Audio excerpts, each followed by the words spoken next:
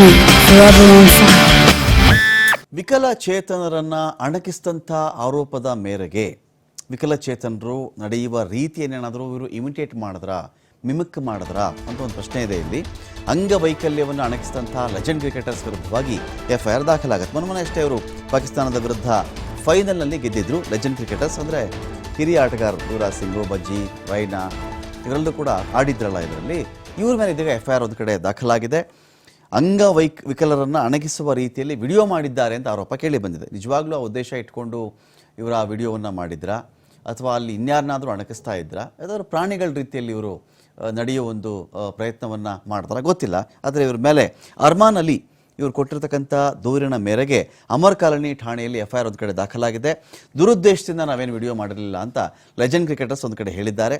15 ದಿನಗಳ ಕಾಲದ ನಿರಂತರ ಕ್ರಿಕೆಟಿಂದ ನಾವು ಬಳಲಿದ್ದೀವಿ, ಅದೊಂದು ವಿಡಿಯೋ ಅಷ್ಟೇ, ಅದು ಯಾರಿಗಾದರೂ ನೋವಾಗ್ಬಿಟ್ಟಿದ್ರೆ ಕ್ಷಮಿಸ್ಬಿಡ್ರಪ್ಪ ಅಂತ ಕೂಡ 4 ಜನ ಆಟಗಾರರು ಕೇಳ್ಕೊಂಡಿದ್ದಾರೆ.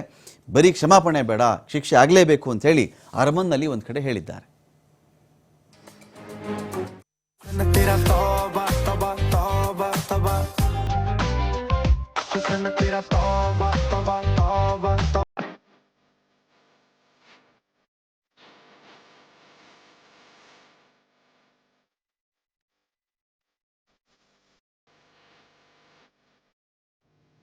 ನೋಡಿ ಇಲ್ಲಿ ಏನಾಗಿದೆ, ಇಲ್ಲಿ ಇವರು ಮಾಡ್ಲಿಕ್ಕೆ ಹೋಗಿರೋದು ಏನು ಅಂತ ಮೇಲ್ನೋಟಕ್ಕೆ ಅನಿಸ್ತಿರೋದು ಅಂದರೆ 15 ದಿನ ಆಲ್ಮೋಸ್ಟ್ ಎಲ್ಲ ಸೀನಿಯರ್ಸ್ ಕ್ರಿಕೆಟರ್ ಆಗಿದ್ದಾರೆ ಇವರು. ಏನು 20 ವರ್ಷ 21 ವರ್ಷದವ್ರು ಅಲ್ಲ ಇವರೆಲ್ಲರೂ ಕೂಡ. ಸೊ ಇವ್ರು ಏನು ಮಾಡಿದ್ದಾರೆ, ನಮಗೆ ಕೈ ಇಷ್ಟು ನೋಯ್ತಾ ಇದೆ, ಕಾಲು ಇಷ್ಟು ನೋಯ್ತಾ ಇದೆ, 15 ದಿನ ಆಟ ಆಡ್ಬಿಟ್ಟಿದ್ದೀವಲ್ಲ ನಾವು, ಎಷ್ಟೋ ದಿನ ಆಗಿರುತ್ತೆ ಅವ್ರು ರೆಗ್ಯುಲರ್ ಕ್ರಿಕೆಟ್ ಆಡಿರಲ್ಲ, ಈ ಟೂರ್ನಮೆಂಟ್ಗೆ ಅಂತ ಪ್ರಾಕ್ಟೀಸ್ ಮಾಡ್ಕೊಂಡಿರ್ತಾರೆ ಅಷ್ಟೇ. ಸೊ ಮೈ ಕೈ ಕಾಲೆಲ್ಲ ನೋವು ಬಂದುಬಿಟ್ಟಿದೆ ಅಂತ ಹೇಳಿ ಒಬ್ಬೊಬ್ಬರು ಏನು ಮಾಡಿದ್ದಾರೆ, ಇಷ್ಟಿಷ್ಟು ಕಾಲು ನಮಗೆ ನೋಯ್ತಾ ಇದೆ, ಕೈ ನೋಯ್ತಾ ಇದೆ ಅಂತೇಳಿ ಅದನ್ನು ತೋರಿಸೋ ಪ್ರಯತ್ನ ಮಾಡಿದ್ದಾರೆ.